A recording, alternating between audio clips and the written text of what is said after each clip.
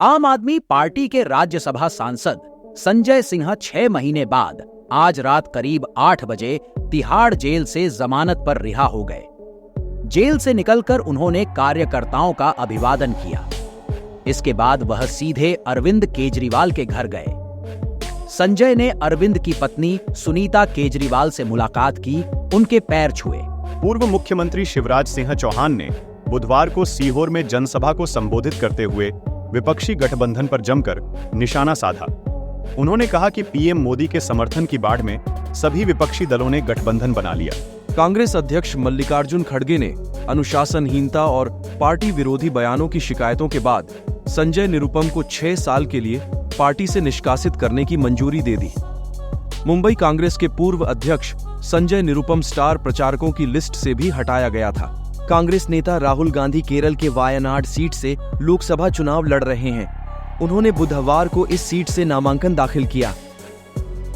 पर्चा भरने से पहले राहुल गांधी ने अपनी बहन प्रियंका गांधी के साथ 1 घंटे का रोड शो किया।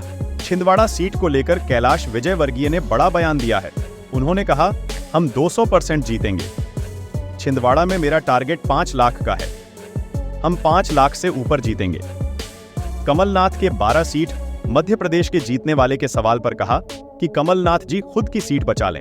मध्य प्रदेश बीजेपी के अध्यक्ष वीडी शर्मा ने बुधवार को खजुराहो लोकसभा सीट से अपना नामांकन दाखिल किया। इस दौरान बीजेपी नेताओं ने शक्ति प्रदर्शन दिखाते हुए जनसभा और रोड शो किया। 19 अप्रैल को पहले चरण के मतदान से पहले बीजेपी का घोषणा पत्र जारी हो सकता है। इस घोषणा पत्र की थीम मोदी की गारंटी और विकसित भारत हो सकती है। माना जा रहा है कि घोषणा पत्र में ज्ञान पर फोकस किया जाएगा। ज्ञान यानी गरीब, युवा, अन्नदाता और नारी शक्ति। केंद्रीय मंत्री ज्योतिरादित्य सिंधिया 16 अप्रैल को पहली बार भाजपा से अपना नाम निर्देशन पत्र भरेंगे। इस बार भाजपा ने उन्हें गुना शिवपुरी संसदीय क्षेत्र से मैदान में उतारा है।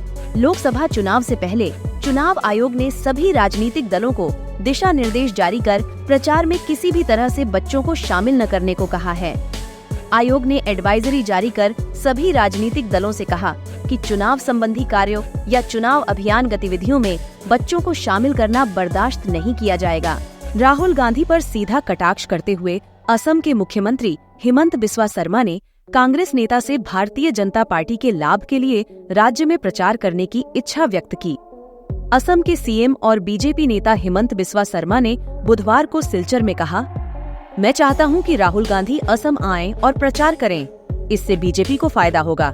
केंद्रीय गृह मंत्री अमित शाह ने यूपी में एक रैली में कहा कि समाजवादी पार्टी और कांग्रेस कभी नहीं चाहते थे कि अयोध्या में राम मंदिर का निर्माण हो, मगर प्रधानमंत्री नरेंद्र मोदी ने केस जीतकर मंदिर का निर्माण कराया। कांग्रेस नेता सचिन पायलट ने बुधवार को केंद्र सरकार पर संवैधानिक संस्थाओं की विश्वसनीयता को खत्म करने की साजिश रचने का आरोप लगाया। उन्होंने कहा कि विपक्ष की आवाज दबाने की कोशिश की जा रही है। पायलट टोंक सवाई माधोपुर लोकसभा सीट के कांग्रेस प्रत्याशी हरीश मीणा की नामांकन रैली को संबोधित कर रहे थे। कांग्रेस नेताओं के पार्टी छोड़ने पर सांसद नकुल नाथ की पत्नी प्रिया नाथ ने कहा, जब मैं पिता कमलनाथ को देखती हूँ तो बहुत दुख होता है, जिन्हें हमने अपना समझा, अपने परिवार की तरह प्यार दिया। कमलनाथ जी ने आशीर्वाद दिया। जब उनकी अग्नि परीक्षा का समय आया तो उन्होंने धोखा दिया। हरियाणा के भिवानी में रहने वाले ओलंपियन बॉक्सर विजेंद्र सिंह बुधवार को कांग्रेस को छोड़ बीजेपी में शामिल हो गए। उन्होंने नई दिल्ली में भाजपा मुख्यालय में पार्टी की सदस्यता ली। विजेंद्र 2019 में कांग्रेस में शामिल हुए थे। पार्टी ने उन्हें साउथ दिल्ली से लोकसभा चुनाव में उम्मीदवार बनाया था, लेकिन वे हार गए थे। बस्तर लोकसभा सीट से कांग्रेस प्रत्याशी कवासी लखमा मंगलवार को कोंडागांव विधानसभा क्षेत्र में चुनाव प्रचार के लिए पहुंचे। उन्होंने लोगों को संबोधित करते हुए बीजेपी को झूठे लोगों की पार्टी बताया। उन्होंने कहा कि दुनिया में सबसे ज्यादा झूठ बोलने वाले नेता बीजेपी में हैं। यकीन न हो तो गूगल से भी पूछ सकते हो।